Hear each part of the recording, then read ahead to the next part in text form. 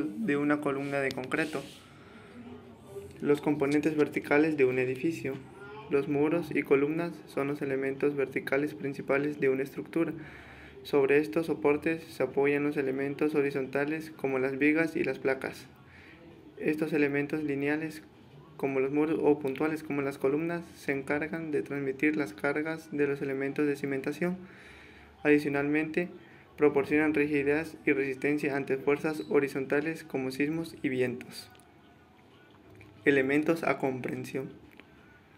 La diferencia formal entre una columna y un muro radica en la proporción de largo y ancho en planta. Se habla de muros cuando la proporción entre sus dos dimensiones principales es mayor a 1:5. En un edificio, los elementos sometidos a comprensión son principalmente las columnas, los muros y el suelo. Sin embargo, en columnas y muros hay mayor esfuerzo asociados al trabajo de flexión que en los suelos. ¿Qué es una columna? Es un elemento estructural lineal vertical que tiene la ventaja de minimizar el impacto de la estructura en el espacio. La característica geométrica principal de las columnas es la relación de esbeltez. Su sección transversal es mucho menor que la longitud. De esta manera, si una columna es alta y delgada, se dice que su relación de esbeltez es alta. El elemento susceptible es afectar que se pandea.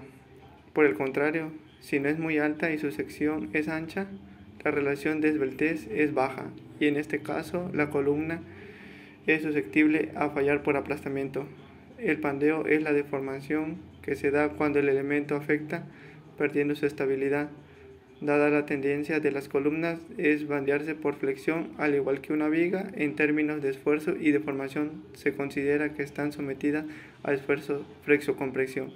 Es por esto que una columna necesita un material capaz de resistir esfuerzos de compresión y adicionalmente debe incluir refuerzos de acero que asuman los esfuerzos de atracción asociados a la flexión. Adicionalmente, la flexión asociada del pandeo depende de las condiciones de apoyo de una columna. Cuando los apoyos tienen a pocas restricciones, como cuando son simples o articuladas, la altura efectiva de la columna se aumenta. En cambio, cuando existe mayor restricción, como los apoyos empotrados, hay un mayor control de las mentes y se reduce la altura efectiva de las columnas. Tipos de columna. Existen diferentes clasificaciones para las columnas por la geometría de la sección de cajón tabular, en I, rectangular, circular y en general cualquier polígono. Por la disposición del material en celosía alveolar o maciza. Dimensiones de las columnas.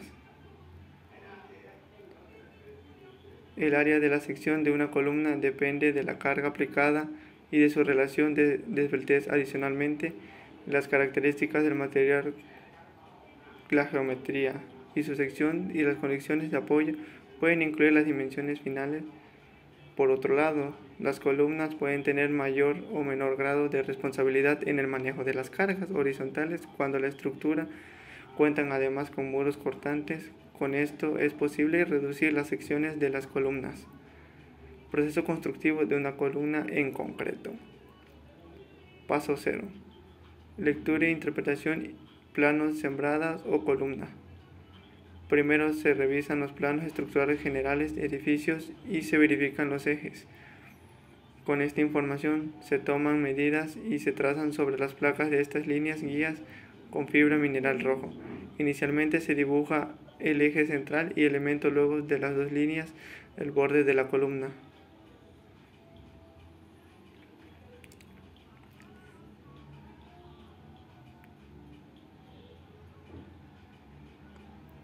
Paso 1. Armado de refuerzo.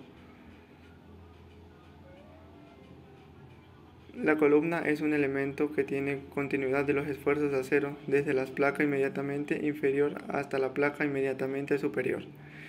Esto se garantiza que el trabajo del conjunto de diferentes tramos de columna. Debido a esta continuidad existen algunos tipos de varillas empotradas en la placa inferior que determinan el arranque de la columna. A partir de estas varillas existentes se insertan los estribos y ganchos entre las varillas. La torre grúa transporta los esfuerzos longitudinales previamente figurados para este sitio específico. Esta columna a simple vista parece un muro o una pantalla, sin embargo, está compuesta por intensamente dos columnas cuadradas y un centro de menos densidad de refuerzo. En los planos de detalle se verifican las medidas entre los estribos, el maestro corrobora el número de esfuerzos con los planos y autoriza que los operarios empiecen a insertar los estribos entre las varillas y después los ganchos. Al llegar a la altura máxima que Así se comprueba la verticalidad del refuerzo y por último se hacen los traslapos de varillas verticales para continuar con la columna en el piso siguiente. Se retiran los listones provisionales. Se empieza a aplicar soldadura en las uniones y continuamos con el siguiente paso. Ya llevamos un 50%. El paso 2, ubicación de formaletas laterales. Aquí vamos a trabajar con formaletas metálicas. Estas incluyen muchos detalles, los cuales debemos ser muy cuidadosos. Cada una mide de 2.40 centímetros en total y cada una mide 2.40 con una división. Un bozal triangular a la mitad para ocultar la dilatación. Y pues una triangular en medio para una marcilla. Las dos se engrasan para previamente encofrarlo. Se ayuda con la torre de la grúa para colocarla en el lugar preciso.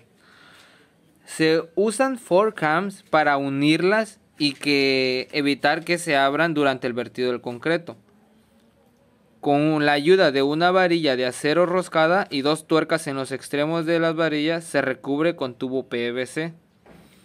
Y luego estas se insertan en los huecos de la lámina a cada lado. A continuación se hace el mismo procedimiento para la otra L y se ubica de forma rectangular completo. Con un martillo se retiran los residuos de concreto sólido de forma de la aleta que viene del otro sitio de trabajo. Después se atornilla las esquinas en las dos L's. Por último, con dos concretos de cilindros se verifican los plomos de las formas medidas con 1 metro. El paso 3. El vertido del concreto. Para poder hacer esto, de nuevo se ubican provisionalmente listones de madera sobre las formaletas metálicas para poder trabajar en la parte superior de la columna. El concreto programado para la noche llega en una mezcladora, la cual se estaciona en la calle. Y pues con baldes con la torre grúa se sube. Y una vez inicia el proceso de vertido, hay un operario bajo la torre donde va martillando con un chapulín para que vaya acomodándose el concreto. Con la ayuda de una lámina metálica inclinada, el concreto cae y se resbala hasta llenar la columna. Y así se evita la desintegración del concreto y pues cae de manera uniforme. Simultáneamente, otro trabajador retira mecánicamente el aire del concreto con un vibrador. El paso 4. El retiro de las formaletas. Este paso es el más sencillo. Ya vamos en el último paso, pues ya vamos a ver cómo va a quedar. Primero se retiran los forecams y que amarran los formaletas laterales entre sí. Después se quitan los tornillos y se amarran ambas piezas metálicas. Luego, estas se golpean en la base y por último se engancha cada formaleta con la torre grúa y se desprende. Cuando se retira la primera formaleta, estos maestros e inspectores revisan el acabado final de la columna. Después quitan la última con la ayuda de la pala. Pues este paso es el más fácil, por así decirse, pero se tiene que verificar. Vale la pena comparar el aspecto que tiene cada una de ellas. Y hay que cuidarlo posteriormente, algunos días después del secado. Quedan las varillas para hacer los pisos posteriores. A partir de este punto se realiza el proceso de curado durante 28 días para garantizar su resistencia. Construcción de una losa. Una losa es una estructura horizontal de concreto armado que separa un nivel de otro en una construcción. Sirve para techo de una planta y suelo de otra. Se debe de tener un buen proceso constructivo, ya que si no, puede provocar grietas o el colapso de la misma.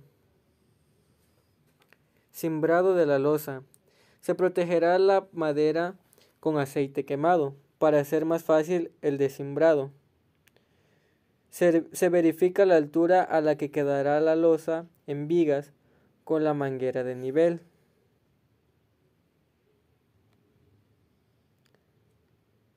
Se colocarán los polines sobre el piso a la altura de la losa y la distancia entre cada puntal no debe ser mayor a 1 metro. Debajo del puntal se debe poner cuñas. Sirve para que no se hunda y pueda moverlo hacia arriba o hacia abajo, los polines. En la parte superior se colocan vigas de madera llamadas madrinas, en un solo sentido de la habitación. Y en el otro sentido se colocan polines de madera. Se unen las madrinas con los polines con tiras de maderas llamadas cachetes. Y con ayuda de la plomada se verifica que los polines queden verticales. Se amarrarán los polines con contravientos y se colocará la plataforma y las fronteras para vaciar el concreto. Y se verifica que no queden huecos y la plataforma quede a nivel con la herramienta de nivel.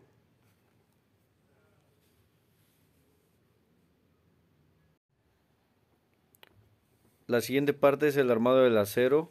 Utilizamos varillas. El procedimiento es así.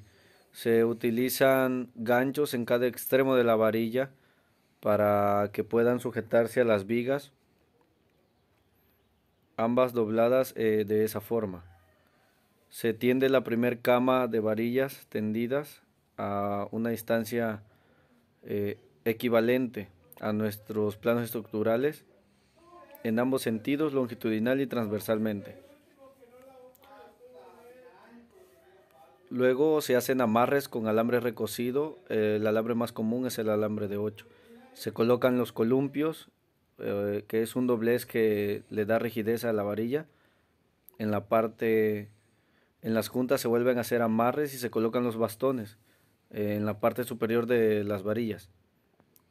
Bastones con ganchos en ambos sentidos. Luego se coloca la instalación eléctrica, que serían las cajas y las mangueras. Las cajas mayormente son de aluminio o de plástico. Estas van sujetas a la cimbra con clavos y obviamente siguiendo las especificaciones de los planos eléctricos. Para el colado de la losa se fronterea, se utilizan fronteras de madera y se utilizan calces. Estos calces pueden ser de grava de 2 centímetros de alto. Nos sirven para levantar nuestra parrilla. En el procedimiento del colado se utiliza un escantillón del espesor de la losa requerido con un alambre que hay que tener cuidado que no se mueva seguidamente. El escantillón debe golpear el concreto y llegar hasta la cimbra para ver que no haya vacíos. Después de un día de colado, o sea, en el secado, se tiene que fraguar, se utiliza agua y pasamos al procedimiento de descimbrado. Se quitan las fronteras, luego los calces, los polines, finalmente los cargadores y la cama, para asegurarse de que esta no baje. Se coloca un polín de seguridad mientras se le da el tiempo suficiente a la losa de su secado. Y este es el procedimiento de una construcción de una losa. Para continuar con el proceso constructivo es necesario conocer qué es una viga y cuáles son las fuerzas que actúan sobre ella. Por ello es necesario definirla. La viga es un elemento fundamental en la construcción, sea esta del índole que fuera. Será del tipo, calidad y fin de la construcción lo que determinará sus medidas, materiales de la viga y sobre todo su capacidad de sostener y contener pesos y tensiones.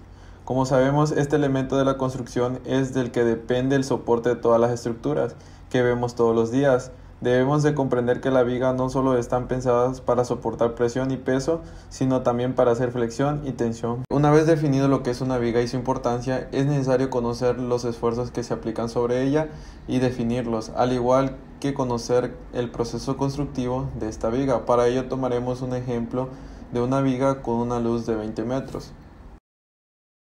Los elementos de una estructura pueden estar sometidos a diferentes esfuerzos cortantes y axiales. Los esfuerzos cortantes son aquellos que actúan perpendiculares al eje longitudinal del elemento, y los esfuerzos axiales son los que actúan paralelo al eje longitudinal del elemento.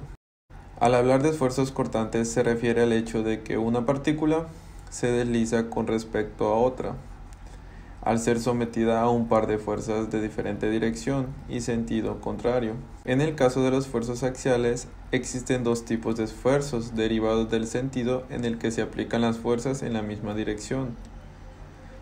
Hay esfuerzo de compresión cuando dos fuerzas convergentes de sentido contrario se aplican a un elemento estructural sobre la misma dirección, acercando las partículas y generando el acortamiento del elemento. Está el esfuerzo de tracción cuando dos esfuerzos divergentes de sentido contrario se aplican a un elemento estructural sobre la misma dirección, alejando las partículas y generando el alargamiento de la estructura. Hay muchos elementos de las estructuras que están sometidos a esfuerzos cortantes de tracción y compresión al mismo tiempo. Este tipo de esfuerzo complejo se le conoce como flexión. El mejor ejemplo de este comportamiento es la de una viga, la cual es un elemento lineal horizontal que tiene la capacidad de transmitir cargas a sus apoyos gracias a sus esfuerzos internos de cortante, tracción y compresión. En un edificio, una viga es un elemento que conecta dos columnas y en conjunto conforman un pórtico. Una viga, al recibir cargas, se deforma flectándose y generando un esfuerzo de compresión y acortamiento en su cara superior y esfuerzo de tracción y alargamiento en la inferior. La altura y el ancho de la sección de la viga están en función de la luz y la carga a la que está sometida. En muchos casos, por facilidad constructiva, se unifican las alturas, así las cargas sean inferiores. Es por este factor que en algunos edificios se observa que la altura de la viga para una luz de 32 metros es igual a la de una luz de 8 metros, aunque sus refuerzos de acero sean diferentes en su cantidad y disposición. El ancho de la viga por lo general está determinada por una proporción cercana a 1/3 de la altura del elemento. Existen diferentes clasificaciones para las vigas por la geometría de su sección, la cual conforma cajón tubular, en I, en C, trapezoidal y rectangular. También tenemos por la disposición del material, en celosía, alveolar o maciza. Por el tipo de refuerzo, tenemos la viga convencional y la preforzada. Paso 0. Lectura e interpretación de los planos. Como podemos observar, los planos estructurales generales de todo edificio tienen cada elemento de la estructura clasificado y enumerado, de tal manera que se facilite la tipificación de los procesos constructivos. Según estos planos, esta es la viga tipo 7 y BG7 del piso 8 del edificio. Tiene 1,60 m de altura, 45 centímetros de ancho y 19 metros con 80 centímetros de largo. Continuamos con el proceso constructivo y tenemos como paso 1 la estructura temporal previa. Se inicia el proceso constructivo de la viga armando unos pórticos provisionales con parales y crucetas metálicas. El distanciamiento entre los parales está dado por las medidas de las formaletas que luego se apoyarán sobre estos pórticos. Las uniones entre parales y crucetas se ajustan con una rosca a presión y se amarran con alambre. Por último, se ubican las cerchas encima de los parales uno por uno. Cada pórtico se va ubicando en orden hasta completar la distancia total de la viga. Se verifican medidas y niveles y se procede al siguiente paso. La ubicación de formaletas inferiores. Las formaletas inferiores o fondos, que en este caso tienen 60 centímetros de ancho por 2 metros 40 de largo, se unen para conformar una sola pieza de 4 metros con 80. Se engrasan con ACPM y con la ayuda de la torre grúa se transportan al sitio de trabajo. Esto no siempre ocurre y a veces las formaletas se engrasan y en el lugar previo se ubican con el lado liso hacia arriba. Luego la lámina se acomoda manualmente en la posición precisa de la viga. Finalmente, a cada lado del formaleta se ubican los planchones de madera para que los operarios puedan trabajar. Continuamos con el paso 3, armado de refuerzos en filas superiores. Una vez que se alista el área de trabajo, se traen los refuerzos de acero para la viga tipo 7, figurado de fábrica. Se terminan los últimos refuerzos de la columna que van a sostener la viga y se hacen los ajustes correspondientes en el sitio de unión para darle continuidad al elemento y hacer el traslado de refuerzos horizontales. La viga se arma en 2 tramos. Se inicia el proceso con las varillas de la parte superior de la viga de 1 pulgada de diámetro. Bueno, hablaremos sobre los estribos y ganchos.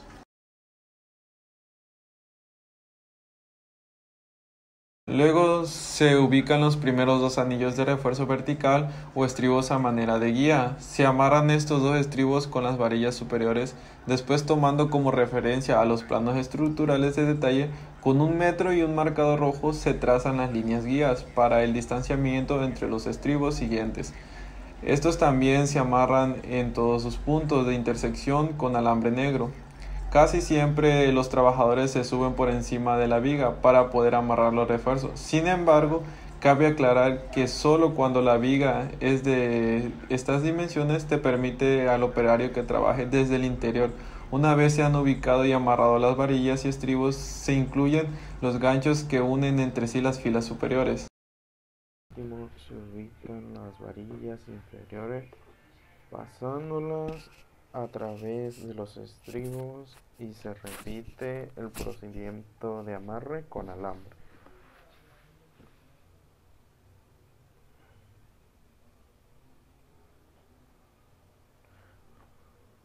Filas intermedias.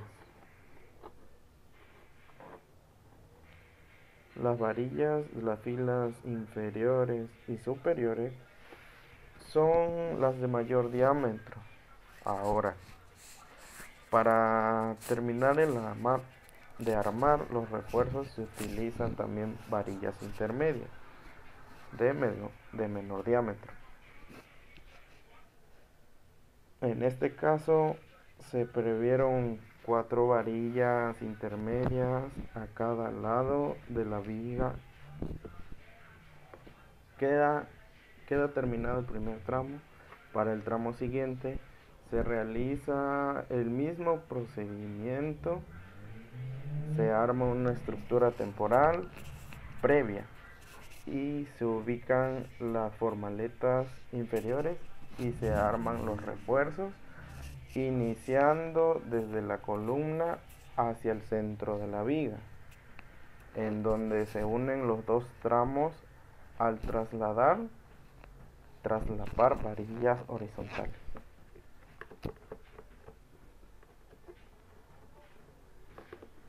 Paso 4. Ubicación de formaletas laterales.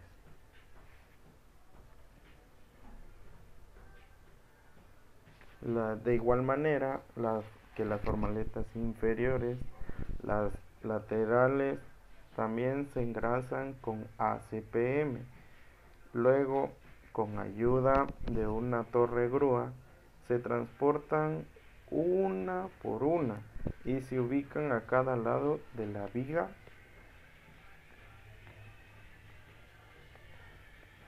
Estas formaletas tienen unas perforaciones diseñadas para unirlas transversalmente con ayuda de una varilla de acero roscada y 2 tuercas. En el extremo, o también se puede llamar fork clamps, se evita que al recibir el concreto en estado plástico, la formaleta no se abra. Cada varilla de los forclamp se recubre con un tubo de PVC y luego estas se insertan en los huecos de la lámina a cada lado. Para este proceso, al igual que el armado de refuerzo de la viga, también se va construyendo por tramos. Finalmente, para permitir que la viga sea fundida en 2 etapas, se debe cubrir el final de la primera parte de la viga y limitar el vaciado del concreto.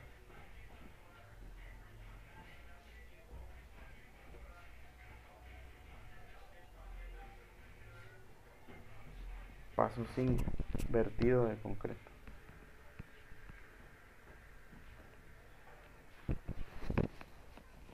Similar a todos los procesos de los elementos en concreto fundido en el sitio de la viga, se construye con el mismo procedimiento en la calle. Se parquea la mezcladora de concreto y esta vierte la mezcla lista en un balde metálico y la torre grúa lo engancha y lo sube hasta el piso final donde se requiere vertirlo. Con ayuda de láminas o listones de madera inclinados, se evita que el concreto reduce los límites de las formaletas y evita que desperdicie luego a medida que se va virtiendo la mezcla. Un operario se encarga de eliminar manualmente las burbujas de aire con un vibrador mecánico y simultáneamente con el mismo objetivo otro trabajador va golpeando la formaleta en la parte inferior con un martillo de punta de caucho o también conocido como chapulín. La viga no se funde en su totalidad y queda la parte superior del refuerzo a la vista, pues posteriormente, si en este sitio se hará el traslado para construir la placa, se finaliza este proceso con el retiro del concreto con agua, así como vemos en el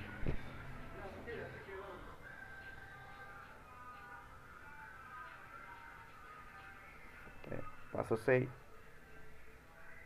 Apuntalamiento de la viga. Después de la finalizada de la fundida del concreto, con ayuda de pareles metálicos se apuntala la viga. Los pareles se apoyan la presión sobre la formaleta en un ángulo casi de 45 grados para hacerle una contraflecha. Esto logra elevar la viga para que quede lentamente arqueada. De esta manera, después de un tiempo, esta desciende hasta el nivel deseado, recuperando su forma horizontal.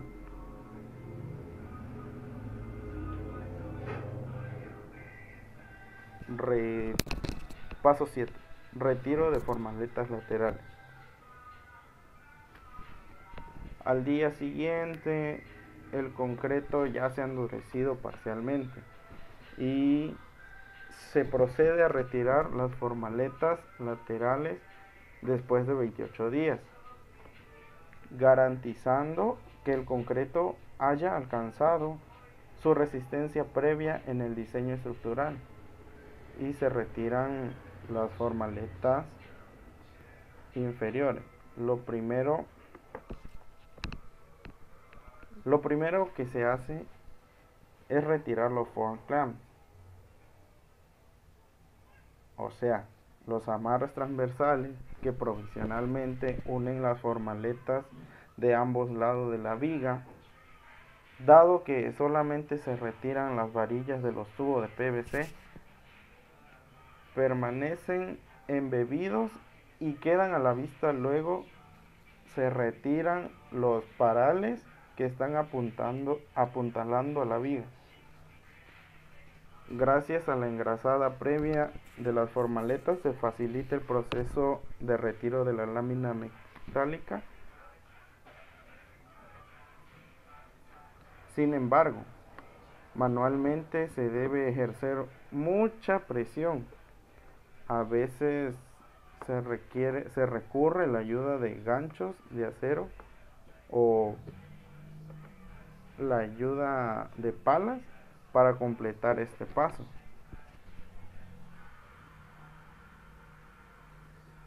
Esto ya vemos cómo sería la práctica, el conocimiento del trabajo. Los tiempos de entrega son estrictos y se trabaja día y noche. Este procedimiento se repite de manera cíclica para los tramos siguientes hasta terminar la viga en su totalidad. Paso 8. Retiro de formaletas inferiores. Se finaliza la viga con este proceso. Estas son las últimas formaletas que se retiran, ya que el concreto de la parte inferior de la viga es el que más tiempo toma para secarse por un medio de un sistema muy elemental de ganchos de acero y un lazo grueso. Manualmente 2 operarios completan esta tarea.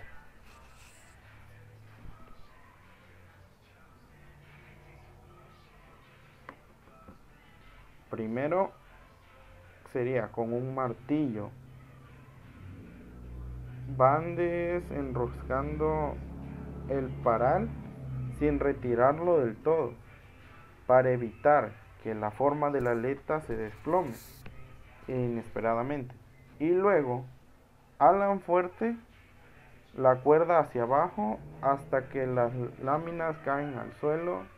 Así culmina el proceso constructivo de una viga en concreto reforzado, que cubren una luz, un espacio de 20 metros.